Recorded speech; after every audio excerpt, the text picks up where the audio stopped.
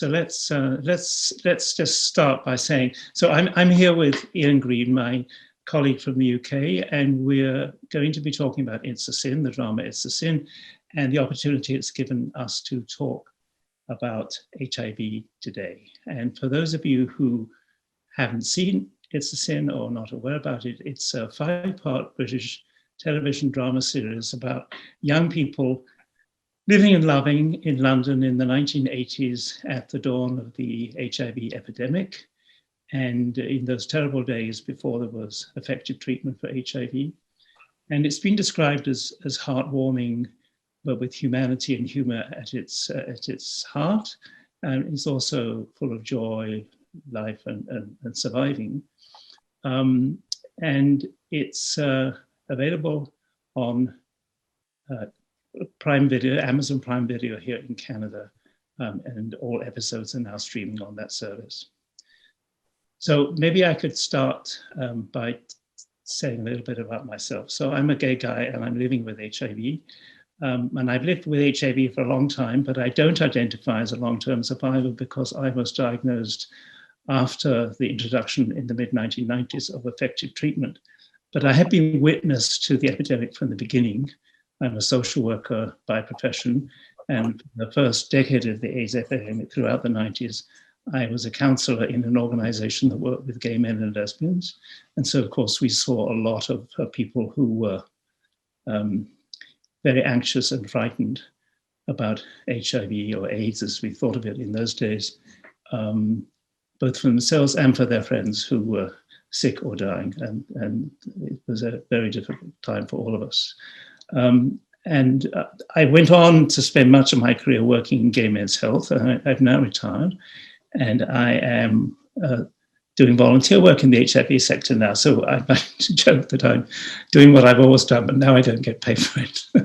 But my current volunteer responsibility is I am co-chair of the Ontario AIDS Network, which is an organization that it's a provincial organization of HIV organizations in Ontario. And I've just stepped down as chair of the board of CATIE, which is Canada's national source for HIV and hepatitis C information. So Ian, can you tell us a bit about your relationship to HIV? Sure. First of all, it's a pleasure to chat to you, John. Always nice to catch up with you. You've become a good friend over the last few years.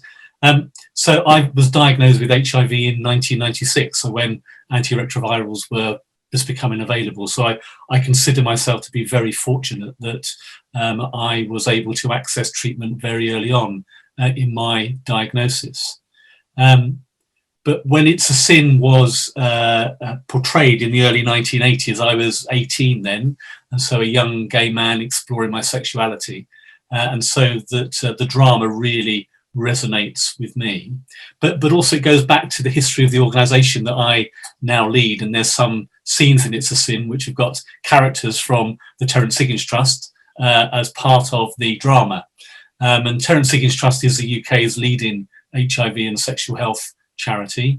We operate throughout the United Kingdom, and we were named after Terry Higgins, one of the first people who was known to have died of an AIDS-related illness back in 1982. So we'll be celebrating our 40th anniversary next year. If celebration's the right word.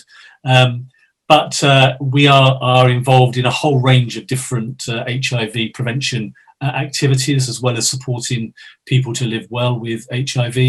And we currently hold the government's contract to deliver the HIV prevention service for England, HIV Prevention England, and a range of different other campaigns to really focus around HIV prevention, but also focusing on tackling stigma. So our Can't Pass It On campaign is the campaign that we put in place around You Equals You, and that's been an important message for us over the last couple of years. So I have a personal connection with HIV as somebody who's lived with the virus for almost 25 years now, but also as the chief executive of the UK's leading HIV charity. Obviously, I have a professional responsibility as well. Well, there's a lot of similarities between our two responsibilities and experiences. And of course, yeah, you're a great friend of Katie. here, and you've worked with us to help us bring to Canada the very successful Can't Pass It On campaign that the Terrence Higgins Trust initiated it, and that was a great success here in Canada. I'm certainly always talking about Terrence Higgins Trust and the great work that you're doing as an example of where we would like to go in Canada. So it's great to talk to you again. So tell me a little bit about how It's a Sin has been received in the UK. It's been phenomenal, and I don't normally use that word, but it's been absolutely incredible, the response. And it's not just been within the LGBT community, it's been much broader and wider, and really encapsulated the whole of society, and that's not an overstatement. It really has once again started or restarted a national conversation around HIV. I mean, Russell T Davies is a very well-known writer and producer, and has produced a number of really hard-hitting but also engaging dramas over the course of the last 20 or so years. But this has been the one that's had the most impact. Channel 4, who have one of the mainstream broadcasters here, who purchased the drama, they were expecting maybe 1 million people to view it in the first weekend, and there were 6.5 million people who viewed it that first weekend, and it's been the largest ever drama on their streaming program as well. And we've had conversations about it over the floor of the House of Commons, so parliamentarians have engaged in the debate. It's been on every newspaper's covered it, every news channel has covered it. It's been on all of the talk shows. So thought leaders have all been talking about It's a Sin. And so it's certainly surprised us, and we knew that it was coming because we've been working with the production company over the last 12 months or so. But it's also, I think, taken Russell T Davies and the rest of his colleagues by surprise as well. So phenomenal is a word I'm going to stick to. Excellent. Well, I'm thrilled for everybody that in the UK is now having a conversation about the realities of HIV today, both in which how things have changed since the days, but also the work that we still have to do. Yeah. So I mean, I'm kind of interested as to how that I imagine that didn't happen organically. That people started talking about it, and everybody got on television to talk about the show. Tell me a bit about how you think that conversation, that phenomenal conversation, happened. So I think Channel 4 did a lot of good work in preparing the ground to ensure that there was a lot of interest around It's a Sin in advance. I also think that organisations like Terrence Higgins Trust, that we worked with the producers to make sure that there was an appropriate level of understanding, particularly through our networks, but also using some of our celebrity supporters as well to get the message out about how important this particular drama is going to be. I mean, it was aired in prime time Friday night at 9 p.m. So, really high profile slot on mainstream television. I think genuinely it was something that the building blocks were in place to promote the series, but then it suddenly had a life of its own. And so I think that lots of people have been, including us, have been really surprised by the traction that it's had within wider society. So a bit of planning, but an awful lot of luck. Yeah, well, I mean, kudos to you for kind of taking the initiative to talk with the producers and I'm sure talk to the media to talk about the series. So one of the things that kind of I was wondering whether you were concerned, because this series focuses on HIV and AIDS in the 1980s, in the first decade. And I just wondered, did you have any concerns that this might reinforce outdated stereotypes and maybe reinforce HIV-related stigma? Yeah, I mean, that was a real concern for us. And I know it was also a concern for Russell T Davies as well, and the production company. I mean, interestingly, I understand there was going to be a 6th episode. If people haven't seen the whole series yet, I'm not going to give it any spoilers. But what the 6th episode was going to be was to be one of the main characters, Jill, was going to be when she was 55 and going back to the Isle of Wight as a bit of a retrospective. And I think that would have been very powerful to explore in a bit more detail HIV today. So I think that, yes, it was a concern that it was portraying HIV in the 1980s and 1990s, and it was very gloomy and very bleak, and a very painful time. I think that this is where that we come in, and the sector comes in to actually talk when we go on to news programmes. And we did an awful lot of media activity over the course of the 6-week period, is to say that was AIDS in the 1980s and 1990s. We want to talk about HIV in 2021, and so we could then talk about effective treatment, and that people that on effective treatment today can have a normal life expectancy. We could talk about the fact that people on effective treatment who have an undetectable viral load can't pass the virus on. And we can also talk about the fact that 1/3 of people living with HIV in the UK today are women.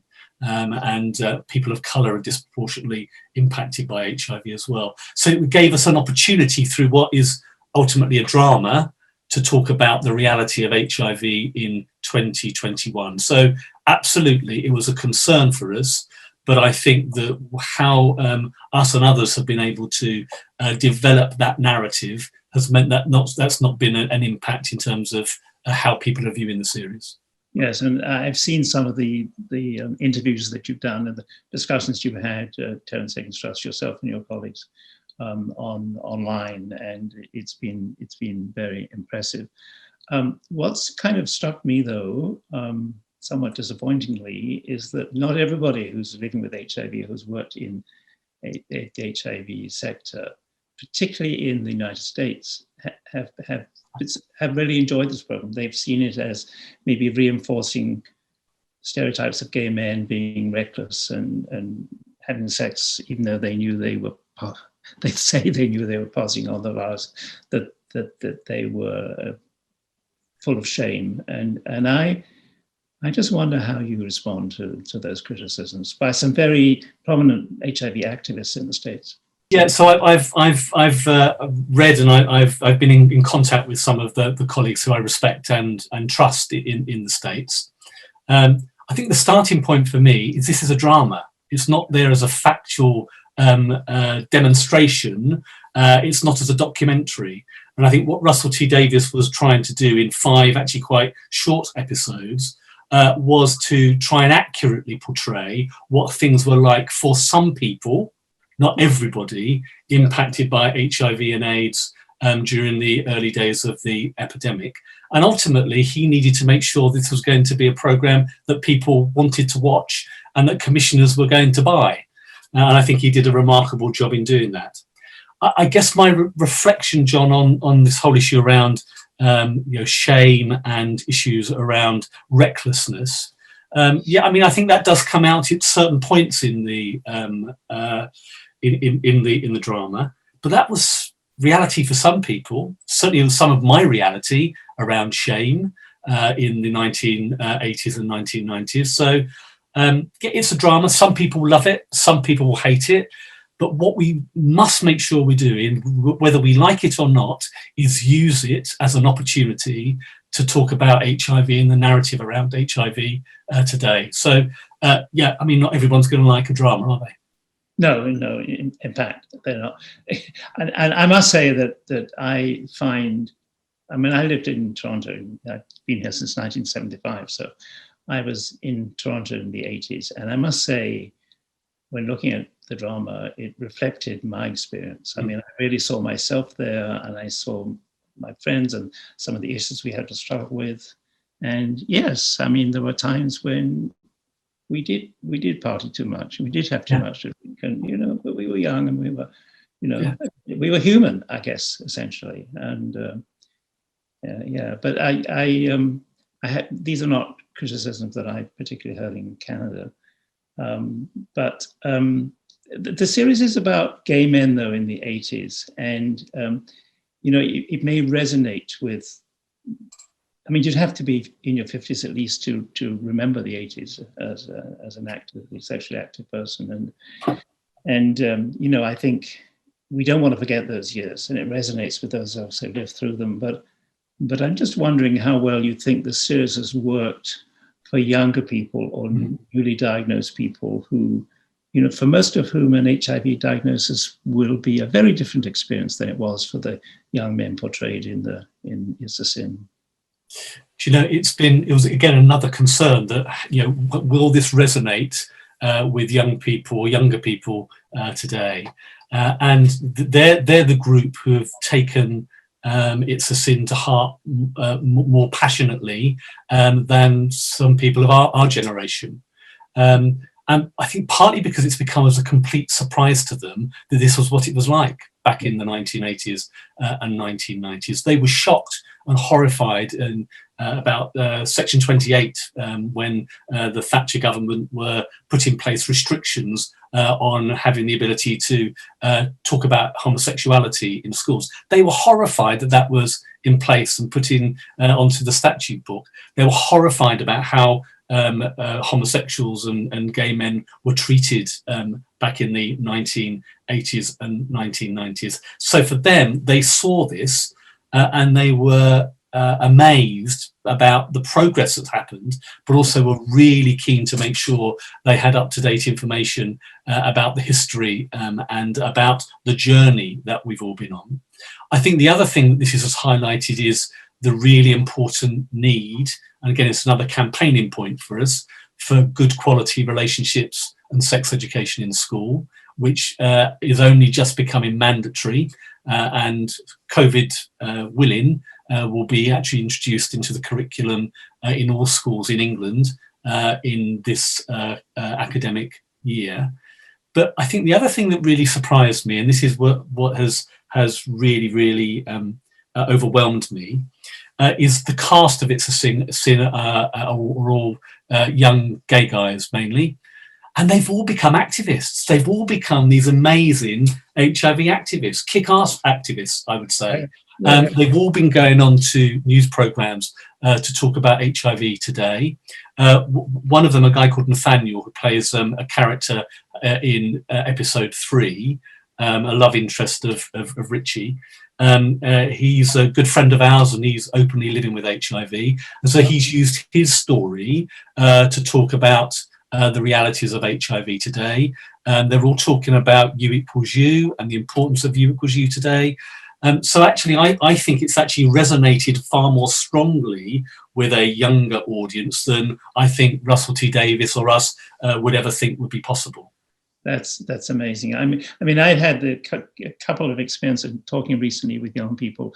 I mean, one young person that I know said he was just in tears, just watching the series. And this is not a guy living with HIV, but just in tears, learning that history.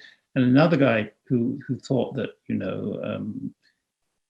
1980s and AIDS was ancient history, rather like I would think of the First World War as ancient history, and he said it really opened his eyes, and it's really important for him as a gay man to know what those of us who lived through that time went through. But luckily, we are still alive. Many of our peers and friends are alive. Yeah. Ian, you mentioned that 1/3, I think, of people in the UK living with HIV are women and or people of colour. So this is a gay story, right? And I'm just wondering, have you reached people who don't identify as gay, who may not really be part of the gay community, may not understand it? Have you been able to reach? Has this series and your work been able to reach them, do you think? Yes, I mean, I think that, again, in terms of the national conversation that's taking place, it's been mainly the conversation taking place between straight people that have had that dialogue and conversation, surprisingly. But as well as, of course, LGBT communities who resonate much more closely with the story. interestingly, this all happened at the same time as National HIV Testing Week, which we are responsible for. And we don't have the up-to-date data yet, but what we do know is there was a 4 times increase in self-testing and home sampling during testing week this year. I think a lot of that was due to It's a Sin. And I also think that that's not just open to gay and bisexual men, but also to every community that could potentially be impacted by HIV. So it'll be really good when we have the data just to see how that's resonated and whether there's been an uplift, particularly amongst the Black African community, who are, again, disproportionately impacted by HIV in the UK context. So I think it resonated more with the LGBT community, but not exclusively. Right, interesting. Yeah, so I mean, here in Canada, this series has just been released a week ago today, actually. Yeah. And it's on a subscription-based service, Prime Video, which of course not everybody has access to. It wasn't on one of the broadcast channels like Channel 4, which the equivalent here would be CTV or the CBC, on a broadcast channel where it would have had more access. But and I must confess, much to my disappointment, Prime Video, unlike Channel 4, has done very little, nothing almost actually, to promote it. And the mainstream media have kind of touched on it, but I'm surprised at how little they kind of wrote about this series as opposed to some other series that are going on at the moment. But I would say, from my talking to people and colleagues and friends and what I see online, I think it's been well received by those who've seen the show, and awareness of the series is certainly growing. I think a lot of people, myself included, have found it painful to watch. Yes. But most have been, I think, emotionally impacted by the story. I think that it's a British story, right? And I think that therefore it won't have as much resonance perhaps here. And like the UK, I mean, our population living with and at risk for HIV is not homogeneous. We actually probably have more than the UK in terms of non-gay people living with and impacted by HIV. Like 50% of people probably are gay men and other men who have sex with men. But like in the UK, the African, Caribbean and Black community here is disproportionately impacted, as of course are the indigenous peoples of Canada. And in some provinces in Canada, it's the incidence of HIV is almost entirely among people who use drugs, particularly injection drugs. I think one of the challenges we've had here in Canada in getting the message out is that we don't have the same infrastructure as you have in the UK. So we don't have a national health service. Health in Canada is a provincial responsibility. And we also don't have a Terrence Higgins Trust, like a nationwide HIV charity that can actually have the resources and the ability to kind of to talk nationally about these issues.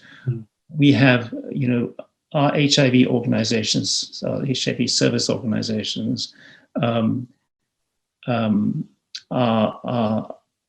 very small and very local and often inadequately funded, and so don't have the capacity to be the national voice. We really don't have a national voice like the Terrence Higgins Trust, so it hasn't been easy to get the message out.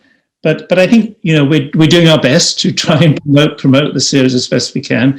I'm doing this interview with you. There's been other interviews happening. I've been on a local television show myself to talk about HIV today. So I have a sense that the impact of this will grow, and this interview hopefully will, because Katie's Katie works on behalf of providing information to people who work in the sector, like frontline workers and nurses. So this will be an opportunity we can get the message out amongst them and stress how important it is that we use this opportunity as a springboard to have these conversations about HIV. Yeah. Yeah. So having said all that, and I know this may not be an easy question for you to answer, but is there any thoughts you have or any recommendations you might have in terms of what we can do in Canada, similar to what you've done in the UK? I mean, I think that what you've just outlined there, I think is a really good start in terms of setting the scene. I certainly think the opportunity of using the social media and social media channels, I think, is really important. The other thing that we found was really helpful for us is to have a hook, to say actually that this is really important series, and actually HIV testing week is now here, so order an HIV test. That was really important for us, and making sure that it was built into our other campaigns, and just seeing it as a conversation starter. That's something that we were able to do, but also we didn't forget local media either. Really important that, and again, I think in terms of not having necessarily a national organisation like THT. I know you've got some very good locally based HIV organisations to use the networks that they have through local media channels. I think was just as important for us to make sure that we were doing that. We always use lots of case studies in terms of our media activity, and to give it a human flavour to the opportunity that It's a Sin provides. I think is really important. So I'd encourage you to do that. One of the strongest pieces of television was on the mainstream BBC breakfast programme, where they had Rupert Whittaker, who was Terry Higgins' partner and the founder of Terrence Higgins Trust, and as well as a woman who was a HIV buddy back in the early days of the epidemic, talking to the cast. And it was incredibly powerful and incredibly moving, because it was talking about people's personal stories and how they resonate with what the drama shows, which, as you've said, John, is extraordinarily powerful, and for me at times very, very painful to watch. I've never watched a series so much where I've been in pain through laughing and in pain through crying during the course of one episode. It's been incredibly powerful. So I think there's just some tips, but I don't think you need to just say we can only be done on a national scale. Think about some of the local opportunities that exist with It's a Sin as well. Excellent. Oh, well, thanks. Thanks for those hints, and we'll take them to heart. So, do you have any kind of final thoughts you want to share with us? So, I think the final thing I would say, John, is take this as an opportunity. We have really been overwhelmed by the response, and it's had an impact for us as an organisation. It certainly has created that dialogue. I mean, it's also had a massive financial impact for us as well. Our fundraising income has increased significantly. I think we probably raised in excess of £500,000 off the back of It's a Sin, just because of people are saying, actually, HIV isn't over. There's still things that need to be done. And actually, we want to give in order to make sure that stigma is tackled, or that we can finally bring an end to new HIV transmissions. And that's been a big focus of our work over the last couple of months. So I think I would just encourage you to keep these conversations going, and just to think of where the hooks might be to keep that narrative going. But it sounds like you're already doing that. I know you would. And anything that we can do to help, you know where we are. Don't hesitate to let us know, and we'll do whatever we can to help. Well, thanks, Ian, so much. That's wonderful. And again, congratulations to you personally, and also to your staff and your organisation for the brilliant work you've done on this and everything else in terms of talking about HIV, and hopefully reaching the end of new HIV transmissions in the UK as of here, and making sure that people living with HIV can continue to look forward to long, healthy and productive lives.